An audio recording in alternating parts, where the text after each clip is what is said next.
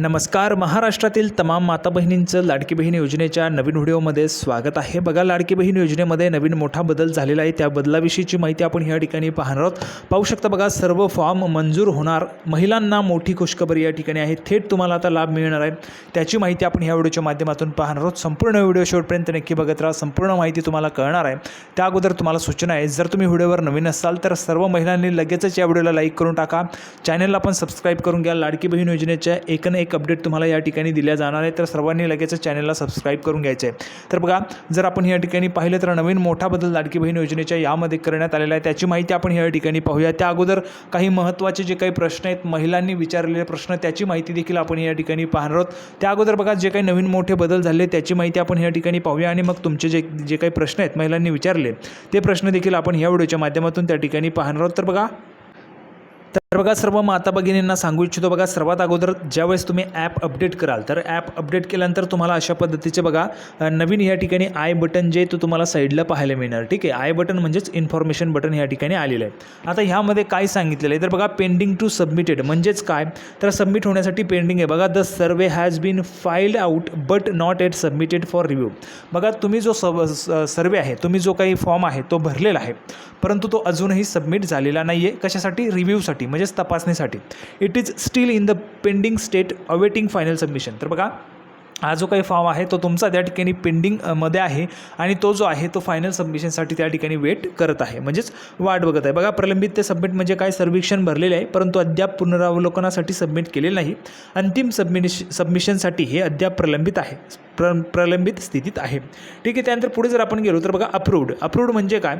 The survey has been reviewed and accepted. तर बघा, सर्वे हा जो तुम्ही फॉर्म भरला असेल तो तपासणी झालेला आहे आणि तो ॲक्सेप्ट देखील केला गेला आहे, म्हणजेच तो जो आहे तो स्वीकारलेला आहे. No further action is needed from the submitter. बघा, सबमिटरकडून म्हणजेच तुमच्याकडून कुठल्याही पद्धतीच्या ॲक्शनची आवश्यकता नाही, कुठल्याही पद्धतीची क्रिया करण्याची आवश्यकता नाही, कारण तुमचा जो काही फॉर्म आहे तो त्या ठिकाणी फायनल सबमिशन झालेला आहे, म्हणजेच अप्रूव्ह झालेला आहे, मंजूर झालेला आहे. तर बघा, मंजूर म्हणजे काय तर सर्वेक्षण पुनरावलोकन करून स्वीकारले गेले. सबमिटरकडून आणखी कोणतीही आवश्यकता म्हणजेच कोणतीही प्रक्रिया करण्याची त्या ठिकाणी आवश्यकता नसणार आहे. पुढची बघा, मंजूर झाल्यानंतर तुम्हाला कुठलीही कारवाई करण्याची आवश्यकता नसणार आहे. आता पुढचा इन रिव्ह्यू म्हणजे काय तर बघा, the serve is currently being evaluated by the reviewers. बघा, जो रिव्ह्युअर्स असेल, तपासणी जी काही कमिटी असेल तर त्या तपासणी कमिटी समितीमार्फत तुमचा जो काही अर्ज आहे तो त्या ठिकाणी तपासणी होत आहे. The सबमिटर is waiting for feedback और अप्रुव्हल. तर बघा, जे काही सबमिटर आहेत म्हणजेच तुम्ही वेट करत आहात किंवा अप्रुव्हलसाठी वाट बघत आहात, कारण इन रिव्ह्यूमध्ये तुमचा जर अर्ज गेला तर तुम्हाला त्या ठिकाणी इन रिव्ह्यू नंतर एकतर तुम्हाला अप्रुव्हल मिळू शकतं, रिजेक्शन मिळू शकतं किंवा जो काही फीडबॅक असेल डिसअप्रूव्हचा तो तुम्हाला त्या ठिकाणी मिळू शकतो. बघा, कशा पद्धतीने पुढे आपण पाहूया. बघा, पुनरावलोकनात म्हणजेच काय? In review. सर्वेक्षण सध्या पुनरावलोकनकर्त्याद्वारे मूल्यांकन केले जात आहे. सबमिटर फीडबॅक किंवा मंजुरीची वाट पाहतात. म्हणजेच तुम्हाला इन रिव्ह्यूमध्ये ज्यावेळेस तुमचा अर्ज जाईल, बघा, ज्यावेळेस तुमचा अर्ज हा इन रिव्ह्यूमध्ये जाईल, इन रिव्ह्यूमध्ये गेल्यानंतर तुम्हाला त्या ठिकाणी फायनली कळणार आहे तुमचा जो काय अर्ज आहे तो अप्रूव्ह झालेला आहे किंवा मग तो त्या ठिकाणी रिजेक्ट झालेला आहे किंवा डिसअप्रूव्ह झालेला आहे. हे तुम्हाला कळणार आहे केव्हा? ज्यावेळेस तुमचा फॉर्म इन रिव्ह्यूमध्ये जाईल.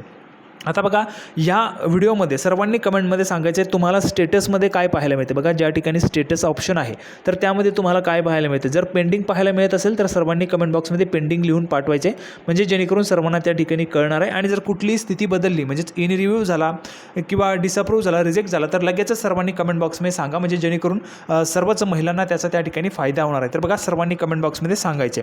त्यानंतर पुढची स्टेट बघा काय आहे. पुढची प्रोसेस आहे रिजेक्टेड म्हणजे काय? The survey has been reviewed and not accepted. बघा, सर्वे तुमचा रिव्ह्यू झाला आहे आणि तो ॲक्सेप्ट केला गेला नाही. It can not be resubmitted and no further action is needed. तर बघा, जो काही अर्ज आहे तुमचा नाकारला गेलेला आहे, सर्वेक्षण पुनरावलोकन करून स्वीकारले गेले नाही, हे पुन्हा सबमिट देखील केले जाऊ शकत नाही. म्हणजेच तुमचा जो अर्ज आहे तो जर रिजेक्ट झाला तर तो पुन्हा तुम्हाला सबमिट करता येणार नाही आहे. त्याचबरोबर कोणतीही कारवाई जी ती त्या ठिकाणी आवश्यक नाही, म्हणजेच कोणतीच कारवाई त्या ठिकाणी करता येणार नाही. आता हे जे काही बघा, रिजेक्ट अर्ज होणे म्हणजेच खूप मोठा प्रॉब्लेम या ठिकाणी होऊ शकतो, कारण बघा, ज्यांचा अर्ज रिजेक्ट होईल त्यांना या योजनेचा लाभ जो आहे त्या लाभापासून त्या ठिकाणी वंचित ते राहू शकतात. कशा पद्धतीने तर बघा त्यांचा जो काय अर्ज आहे तो त्या ठिकाणी का रिजेक्ट होऊ शकतो. एकतर त्यांचं जे काही उत्पन्न आहे ते 2.5 लाखांपेक्षा जास्त असू शकतं, किंवा मग त्यांचे जे काही वय आहे ते वय बसत नसेल. आता बघा बहुतेक महिला म्हणतील की वयासंदर्भात त्यामध्ये वयाचे त्या ठिकाणी डेट वगैरे आहे, त्यामुळे वय आता घेत नाही. बघा अगोदर सुरुवातीला ज्यावेळेस हे जे काही अर्ज सुरू झाले होते त्यावेळेस वयाचा त्या ठिकाणी अशा पद्धतीने नव्हतं, म्हणजे आता जसं आहे तसं सुरुवातीला नव्हतं. त्यामुळे काही महिलांनी अर्ज भरलेले आहेत. ज्या वयस्क महिला आहेत 65पेक्षा जास्त वय असलेल्या महिलांनी देखील अर्ज जे आहेत ते भरले असतील, किंवा कमी वय असलेल्या महिलांनी देखील अर्ज भरलेले असतील, तर त्यामुळे हे जे काही अर्ज आहेत ते रिजेक्ट होऊ शकतात. त्यानंतर पुढची प्रोसेस काय असणार आहे तर डिसअप्रूव्ड. बघा डिसअप्रूव्ह म्हणजे काय, तर बघा पुढची आणि फायनल स्टेप असणार आहे disapproved can edit and resubmit. बघा डिसअप्रूव्ह जर तुमचा अर्ज झाला तर तुम्हाला त्यामध्ये एडिट करता येणार आहे. तुम्हाला जे काही तुमची स्पेलिंग मिस्टेक असेल, मोबाईल नंबर चुकला असेल, तुमचा आधार लिंक नाही झालं असेल, किंवा तुमचे डॉक्युमेंट्स चुकले असतील, आधार कार्ड फ्रंट साईड अपलोड झाले असेल, रेशन कार्ड जे आहे ती बॅक साईड किंवा फ्रंट साईड अपलोड झाली असेल, तर बघा त्यामध्ये तुम्हाला एडिट देखील करता येणार आहे. ठीक आहे, जर तुमचा अर्ज डिसअप्रूव्ड झाला तर त्यामध्ये तुम्हाला एडिट करता येईल आणि तो अर्ज तुम्हाला पुन्हा एकदा रिसबमिट करता येणार आहे. बहुतेक महिला आहेत ज्यांना जे अर्ज आहेत ते एडिट करायचे होते. बघा त्यांचे एडिट एक वेळेस एडिटचा ऑप्शन दिल्यानंतर देखील त्यांचा अर्ज चुकलेला आहे, तर त्यांना देखील एडिटचा या ठिकाणी ऑप्शन जो आहे तो तुम्हाला मिळणार आहे. केव्हा, ज्यावेळेस तुमचा अर्ज डिसअप्रूव्ड होईल तेव्हा. बघा the survey has been reviewed and not accepted but the submitter has the option to make changes and resubmit it for another review. तर बघा पुन्हा एकदा तुम्हाला रिव्ह्यूसाठी तुमचा अर्ज सबमिट करता येऊ शकतो. अस्वीकृती संपादित करून पुन्हा सबमिट करू शकता. सर्वेक्षण पुनरावलोकन करून स्वीकारले गेले नाही, परंतु सबमिटरला म्हणजेच तुम्हाला बदल करून पुन्हा सबमिट करण्याचा त्या ठिकाणी पर्याय असणार आहे. तर बघा तुमचा जो अर्ज आहे तो रिजेक्ट व्हायला नाही पाहिजे. सर्वांचे म्हणजे ज्यांचे मिस्टेक आहेत त्यांचा एक वेळेस तो डिसअप्रूव्ह झाला तरी चालेल, म्हणजे जेणेकरून त्यांना एडिट करून. आता बहुतेक महिला ज्यांचा मोबाईल नंबर चुकला असेल, एखादा अंक चुकला असेल, आधार क्रमांक चुकला असेल, डॉक्युमेंट चुकले असतील, स्पेलिंग मिस्टेक असेल, आधार नॉट लिंक वगैरे वगैरे झालं असेल, तर त्यांना या ठिकाणी डिसअप्रूव्हचा जो काही ऑप्शन आहे तो पाहायला मिळू शकतो. त्यामुळे घाबरून जायचं नाही आहे. डिसअप्रूव्ह झाला आहे म्हणजे तुमचा अर्ज त्या ठिकाणी पात्र नाही का, तर पात्र आहे, परंतु तुम्हाला त्यामध्ये जे काही बदल असतील योग्य ते बदल करून तुम्हाला पुन्हा एकदा तो सबमिट करावा लागेल आणि सबमिट झाल्यानंतर तुमचा अर्ज त्या ठिकाणी पात्र होऊ शकतो. आता बघा काही महिलांचे प्रश्न. पहिला आणि अतिशय महत्त्वाचा प्रश्न, सर आम्ही अंगणवाडीमध्ये भरला, मग आपल्या फोनमध्ये बघता येते का? बघा बहुतेक महिला आहेत, महाराष्ट्रातील बहुतेक महिलांनी ऑफलाईन अर्ज भरल्यात, तर त्या महिलांना हा प्रश्न पडलेला आहे. बघा सर आम्ही अंगणवाडीमध्ये भरला आहे, मग आपल्या फोनमध्ये बघता येते का? बघा तुम्ही काळजी करू नका, तुम्हाला तुमच्या फोनमध्ये तो अर्ज त्या ठिकाणी पाहता येणार नाही आहे. ठीक आहे, सर्व महिलांनी लक्षात घ्या, ज्यांनी ऑफलाईन अर्ज भरलेला आहे, अंगणवाडीमध्ये भरला असेल, नगरपालिकेमध्ये भरला असेल, कुठेही तुम्ही अर्ज दिला असेल ऑफलाईन पद्धतीने, तर तो तुम्हाला तुमच्या तुमच्या फोनमध्ये पाहता येणार नाही आहे. ठीक आहे, आता तो अर्ज जे आहे म्हणजे तुम्हाला कसं कळणार की तुम्ही पात्र आहात अपात्र आहात? तर बघा ह्यासाठी जी काही यादी आहे ती यादी तयार केली जाणार आहे. काळजी करायचं नाही, यादी तयार केली जाणार आहे. ती यादी जी आहे ती तुम्हाला ग्रामपंचायत असेल, तुमची अंगणवाडी असेल, त्या ठिकाणी तुम्हाला पाहायला मिळेल. ज्या ठिकाणी तुम्ही अर्ज भरला असेल, ज्यावेळेस यादी येईल त्यावेळेस मी तुम्हाला सर्वात अगोदर अपडेट आपल्या चॅनलच्या माध्यमातून प्रोव्हाइड करेल की तुमची यादी आलेली आहे. तुम्ही त्या संबंधित अंगणवाडीमध्ये जाऊन तुमचं नाव पाहू शकता. तुमचा फॉर्म त्या ठिकाणी सबमिट झाला असेल तर तुमचं पात्र यादीमध्ये नाव येईल. जर तुमचा फॉर्म रिजेक्ट झाला असेल तर तुमचं अपात्र यादीमध्ये नाव येईल. संबंधित ज्या काही अंगणवाडी सेविका असतील त्या स्वतः तुमच्याकडे येऊन तुमच्या संबंधित जे काही डॉक्युमेंट्स असतील ते तुमच्याकडून घेऊन तो जो काही अर्ज आहे तो दुरुस्त करतील. त्यामुळे महाराष्ट्रातील तमाम महिलांना सांगू इच्छितो, कोणीही घाबरायचं नाही आहे. योजनेसंदर्भात ही योजना आहे ही सर्व महिलांसाठीच आहे, त्यामुळे काळजी करायचं नाही. लवकरच तुम्हाला याचे देखील जे काही फायदे आहेत ते मिळणार आहेत. 15 ऑगस्ट ते 19 ऑगस्ट दरम्यान तुमच्या अकाउंटला पैसे जमा होतील. जसेच अकाउंटला पैसे जमा होण्यास सुरू होईल तशीच अपडेट तुम्हाला आपल्या चॅनलच्या माध्यमातून मी प्रोव्हाइड करणार आहे. सर्वांनी चॅनलला सबस्क्राईब करून ठेवायचं आहे. पुढचा प्रश्न बघा. तर बघा सेम तोच प्रश्न आहे. आशाताईच्या मोबाईलवर फॉर्म भरलेला आहे, चेक त्याच्याच मोबाईलवर चेक करावे लागेल का? तर हो, जर तुम्हाला त्या ठिकाणी आशाताई जर चेक करून देत असतील तर तुम्ही त्या ठिकाणी जाऊन चेक करू शकता, किंवा काळजी करायची नाही, यादी तुमची लागेल. ती यादीमधून तुम्हाला कळून जाईल तुम्ही पात्र आहात किंवा अपात्र आहात. आत्ताच तुम्हाला सांगितलं आहे. पुढचा प्रश्न बघा. तर बघा हा प्रश्न महत्त्वाचा आहे. बघा सर 4ही ऑप्शन दाखवत आहे, मग काय करायचं? बघा मी तुम्हाला जो सकाळी व्हिडिओ दिला होता सर्वात अगोदर, त्यामध्ये तुम्हाला अपडेट कळवली होती की अशा पद्धतीची अपडेट आलेली आहे ॲपमध्ये. तर बघा हे जे काही 4ही ऑप्शन आहेत ते तुम्हाला पाहायला मिळत आहे, असं त्या ठिकाणी पाहायला मिळत आहे. बघा हे जे काही 4ही ऑप्शन आहे, बघा मी तुम्हाला उत्तर देखील देत असतो, तर सर्वांनी कमेंट करून तुमच्या ज्या काही अडचणी आहेत त्या मांडायच्या आहेत. मी तुम्हाला उत्तर देखील देत असतो, पाहू शकता. बघा तर बघा स्टेटसमध्ये तुम्हाला एकच ऑप्शन पाहायला मिळणार आहे. ठीक आहे, स्टेटस जे आहे त्यामध्ये तुम्हाला एकच ऑप्शन पाहायला मिळणार आहे. सुरुवातीला तुम्हाला पेंडिंग पाहायला मिळेल, त्यानंतर तुमचा अर्ज त्या ठिकाणी ज्यावेळेस जाईल स्क्रुटिनी म्हणजे जी काही तपासणी समिती असेल त्यांच्याकडे जेव्हा तुमचा अर्ज जाईल त्यावेळेस तुम्हाला इन रिव्ह्यू पाहायला मिळेल. ठीक आहे, इन रिव्ह्यू ज्यांना पाहायला मिळेल त्यांचा अर्ज त्या ठिकाणी तपासणीसाठी घेतलेला असेल. ठीक आहे, त्यानंतर रिजेक्ट म्हणजे ज्यांचा अर्ज नाकारलेला आहे ते रिजेक्ट असतील, ज्यांचा डिसअप्रूव्ह झालेला आहे त्यांना पुन्हा एकदा त्यामध्ये एडिट वगैरे करून त्या ठिकाणी सबमिट करता येणार आहे. असे त्या ठिकाणी ऑप्शन आहेत, त्यामुळे काळजी करायचं नाही. आणि जे काही अडचण असेल ते तुम्ही कमेंट बॉक्समध्ये विचारू शकता, तुम्हाला प्रश्नाची उत्तरं देखील मी देत असतो. पुढचा प्रश्न, तर बघा पुढे आहे माझ्या फोनमध्ये आयचं बटन येत नाही आहे. तर बघा मी त्यांना उत्तर दिलेलं आहे की ॲप अपडेट करून घ्या. ॲप अपडेट केल्यानंतर तुम्हाला तुमच्या मोबाईलमध्ये त्या ठिकाणी जे काही बटन आहे साईडला आयचं ते तुम्हाला पाहायला मिळणार आहे ज्यावेळेस तुम्ही अर्जावर क्लिक कराल त्यावेळेस.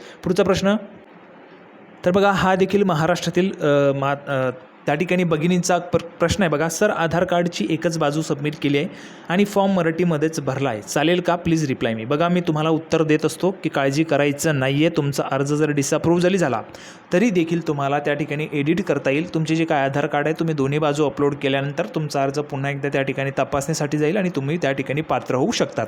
त्यामुळे काळजी करायचं नाही कुठल्याच महिलेने. ठीक आहे, पुढचा प्रश्न, बघा हा देखील तोच प्रश्न आहे. फॉर्म भरला आहे पण स्टेटस दिसत नाही. मी तुम्हाला सांगितलेले अपडेट करून घ्यायचे आहे, तुम्हाला लगेचच त्या ठिकाणी जे काही बटन आहे ते पाहायला मिळेल. पुढचा प्रश्न, बघा पुढचा प्रश्न आहे, जर फॉर्म 2 दिवसांनी एडिट केला तर हमीपत्र चेंज करायचं असेल तर डेट कोणत्या दिवसाची टाकायची? अगोदर सबमिट केलेल्या दिवसाची की एडिट केलेल्या दिवसाची?